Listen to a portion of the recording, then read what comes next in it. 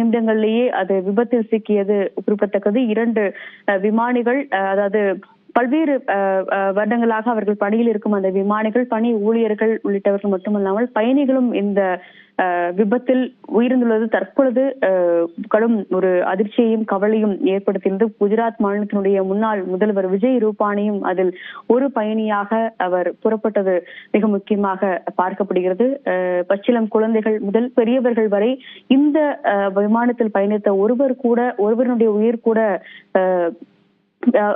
உயிர் பிழைக்கவில்லை என்ற ஒரு தகவலையும் அதிகாரிகள் முதற்கட்டமாக அந்த ஒரு சந்தேகம் இருப்பதாக அதிகாரிகள் தெரிவித்திருக்கிறார்கள். அதிகாரப்பூர்வ அறிவிப்புகள் அடுத்த ஒரு சில மணி நேரங்களுக்குள் வரலாம் என்றும் எதிர்பார்க்கப்படுகிறது. தற்பொழுது வரை 176 உடல்கள் அகமதாபாத்தினுடைய சிவில் மருத்துவமனையில் வைக்கப்பட்டிருக்கிறது.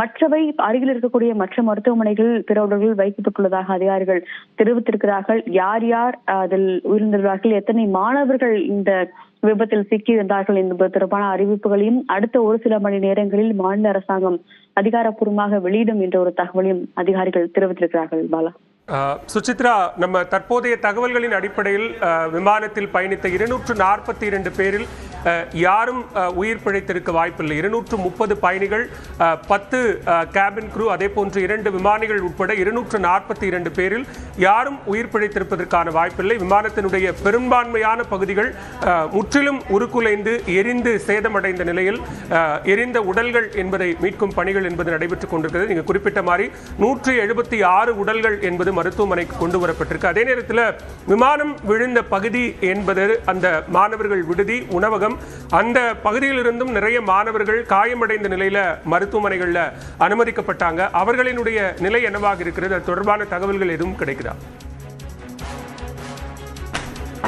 சுமார் 20 முதல் 30 மாணவர்கள் அந்த பகுதியில் பிற்பகல் என்று உணவு எடுத்துக்கொண்டிருந்த பொழுது இந்த விமான விபத்து ஏற்பட்டதால் அவர்களும் அந்த விபத்தில் சிக்கி உயிரிழந்திருக்கலாம் என்றதாக கூறப்படுகிறது. ஆனால் அதிகாரப்பூர்வமாக மாணவர்கள் எவ்வளவு பேர் அதில் உயிரிழந்துள்ளார்கள் என்ற ஒரு அறிவிப்பு என்பது அதிகாரப்பூர்வமாக வெளியிடப்படவில்லை. ஆனால் மாணவர்கள் அமைப்பான, அதாவது மருத்துவ மாணவர்கள் சங்கமான பைமாவினுடைய அந்த அறிக்கை அடிப்படையில் சுமார் 20 மாணவர்கள் அங்கு இருந்தது உறுதி செய்யப்பட்டது. அவர்களுடைய பெயர்கள் உள்ளிட்ட விவரங்களையும் அவர்கள் அதிகாரிகளுக்கு வழங்கியுள்ளது மிக முக்கியமாக பார்க்கப்படுகிறது. அதன் அடிப்படையில் இந்த ஒரு விசாரணையும் அதிகாரிகள் நடத்தி வருவதாக கூறப்படுகிறது. மாணவர்கள் விடுதி என்பதன் காரணமாக, குறிப்பாக மதிய அந்த ஒரு உணவு இடைவேளையின் பொழுது ஏற்பட்ட அந்த விபத்தின் காரணமாக தற்பொழுது இந்த ஒரு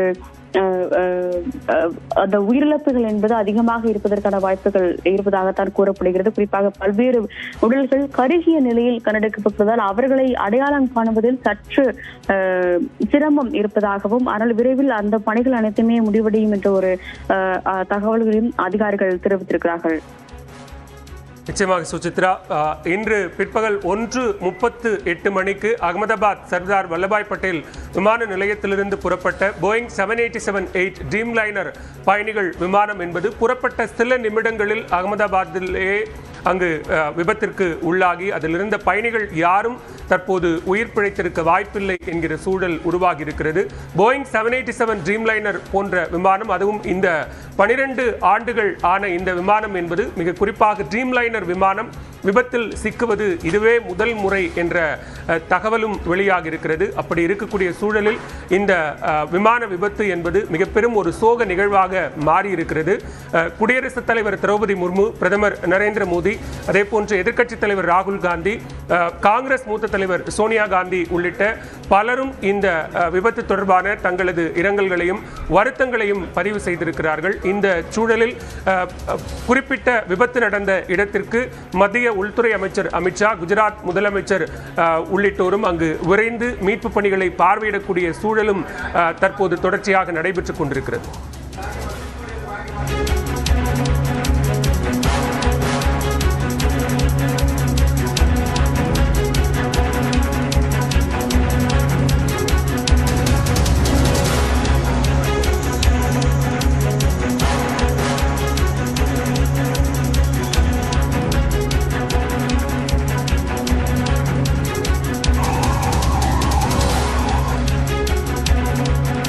குஜராத் மாநிலம் அகமதாபாத்தில் இருந்து புறப்பட்ட போயிங் ரக விமானம் விபத்தில் சிக்கியதில் இதில் பயணம் செய்த அனைவரும் உயிரிழந்திருப்பதாக தகவல்கள் உறுதிப்படுத்தப்படாத தகவல்கள் கிடைத்திருக்கின்றன. ஏறக்குறைய 170 பேர் உயிரிழந்திருப்பதாக உறுதிப்படுத்தப்பட்ட நிலையில் இந்த விமான விபத்தில் தற்போது அங்கு மீட்புப் பணிகள் தொடர்ந்து நடைபெற்று வருகின்றன. அதே நேரத்தில் அகமதாபாத் விமான நிலையத்தில் மெதுவாக தற்போது விமானங்கள் இயக்கப்பட ஆரம்பித்திருக்கின்றன. இந்த விபத்து தொடர்பாக விசாரணை என்பது ஒருபுறம் நடந்திருந்தாலும் கூட அந்த விபத்து இறுதி கட்டத்தில் என்ன நடந்தது என்பது தொடர்பாக அந்த பிளாக் பாக்ஸ் இருக்கக்கூடிய தரவுகளின் அடிப்படையில் ஆய்வுகள் என்பது மேற்கொள்ளப்படும். தற்போது அங்கே இந்த விபத்தில் உயிரிழந்தவர்களுடைய உறவினர்களுக்கு தகவல் தெரிவிக்கக்கூடிய பணியிலும் அவருடைய ஆறுதல் தெரிவிக்கக்கூடிய பணியிலும் தற்போது அங்கே இருக்கக்கூடிய ஊழியர்கள் ஈடுபட்டு வருகின்றனர். இந்த விபத்திற்கான காரணம் என்ன என்பது தற்போது வரைக்கும் முழுமையாக தெரியாவிட்டாலும் கூட விபத்தை தொடர்ந்து உடனடியாக விசாரணை என்பது தொடங்கியிருக்கிறது. இந்த பகுதியில் தற்போது இந்த காட்சிகளில் பார்க்கலாம். அந்த விபத்து நடைபெற்ற இடத்தில் முழுமையாக தற்போது அங்கே இருக்கக்கூடிய மீட்புப் படை வீரர்கள் தங்களுடைய மீட்பு பணிகளை துரிதமாக மேற்கொண்டு வருகின்றனர். முழுவதும் எரிந்த நிலையில் உடல்கள் மீட்கப்பட்டு வருகின்றன. யார் யார் இறந்தார்கள் என்பது தொடர்பான தரவுகள் அங்கு இருக்கக்கூடிய விமான பயண திட்டத்தில் இருக்கக்கூடிய அனைத்து தரவுகளின் அடிப்படையில் அந்த தரவுகள் சேகரிக்கப்பட்டு விமான விபத்தில் உயிரிழந்தவர்களுடைய குடும்பத்திற்கு தகவல் தெரிவிக்கக்கூடிய பணி நடைபெற்று வருகிறது. அண்மை காலத்தில் விமான விபத்துகள் என்பது கடந்த ஆண்டு தொடர்ச்சியாக 4க்கும் மேற்பட்ட போயிங் ரக விமானங்கள் விபத்தில் சிக்கிய நிலையில் இந்தியாவில் மிகப்பெரிய அதிர்வலை ஏற்படுத்தியிருக்கிறது. இந்த போயிங் ரக விமானம் விபத்திற்கு காரணம் தொழில்நுட்ப கோளாறா அல்லது சதித்திட்டமா என்பது தொடர்பாக இன்னும் முழுமையாக தெரியவில்லை. இந்த நிலையில் மத்திய விமான கட்டுப்பாட்டு இயக்குநரக அதிகாரிகள் அவசர ஆலோசனை மேற்கொண்டு வருகின்றனர். சென்னையிலும் இது போன்ற விமானங்கள் என்பது பாதுகாப்பு என்பது எந்த வகையிலும் சமரசம் மேற்கொள்ளப்படக்கூடாது என்பது ஏற்கனவே அறிவுறுத்தப்பட்டிருந்தது. கடந்த மாதம் மே மாதம் இந்தியா பாகிஸ்தான் போரின் போது அனைத்து விமான நிலையங்களிலும் கூடுதல் பாதுகாப்பு என்பது மேற்கொள்ளப்பட்டது. அந்த பாதுகாப்பு எச்சரிக்கை தற்போது வரைக்கும் தளர்த்தப்படவில்லை என்பதும் கவனிக்க வேண்டிய விஷயமாக இருக்கிறது. இந்த நிலையில் அகமதாபாத் விரைகிறார் ஏர் இந்தியாவுடைய தலைவர். இந்த நிலையில் விமான விபத்திற்கான காரணம் குறித்து தற்போது விமான கட்டுப்பாட்டு இயக்குநரக அதிகாரிகள் ஆலோசனை மேற்கொண்டு வருகிறார்கள். அடுத்த கட்ட நடவடிக்கை மீட்பு நடவடிக்கைகளை எவ்வாறு துரிதப்படுத்துவது, உறவினர்களுக்கு இது போன்ற விவரங்களை சேகரித்து அவர்களை தொடர்பு கொள்வது எப்படி என்பது போன்ற அனைத்து நிகழ்வுகளும் தற்போது நடைபெற்று வருகின்றன.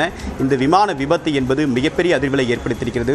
தற்போது வரைக்கும் 170 பேர் உயிரிழந்திருப்பதாக உறுதிப்படுத்தப்பட்டுள்ள நிலையில் விமானத்தில் பயணம் செய்த அனைவரும் உயிரிழந்திருக்கலாம் என்றும் கருதப்படுகிறது. ஏனென்றால் விமானம் முற்றிலுமாக உருகுலைந்து சிதைந்த நிலையில் காணப்படக்கூடிய இந்த காட்சிகளை தற்போது பார்த்துக் கொண்டிருக்கிறோம்.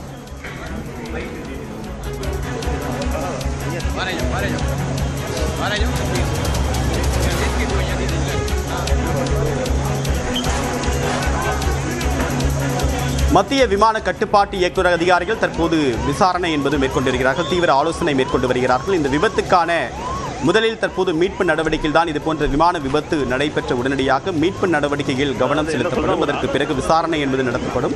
அறிவியல் பூர்வமான தரவுகளின் அடிப்படையில் இந்த போன்ற விசாரணை என்பது மேற்கொள்ளப்படும்.